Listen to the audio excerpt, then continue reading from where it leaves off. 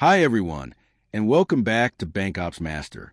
Today, we are going to learn how to withdraw cash from a checking or savings account using the cash withdrawal screen.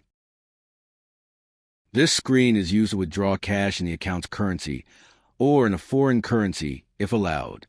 Whenever you withdraw in foreign currency, the system will automatically convert it from the account currency using the maintained exchange rate. To open the cash withdrawal screen, you have two options. First option, type cash withdrawal in the menu item search. You'll find the search at the top left corner of your application toolbar. Then, select the correct screen from the results.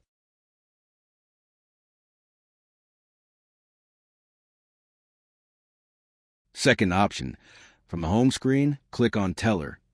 On the Teller mega menu, go to Customer Transaction and then click Cash Withdrawal. Once you do this, the cash withdrawal screen will appear and you are ready to process your transaction. In the next video, we will go step by step through entering and posting a cash withdrawal transaction.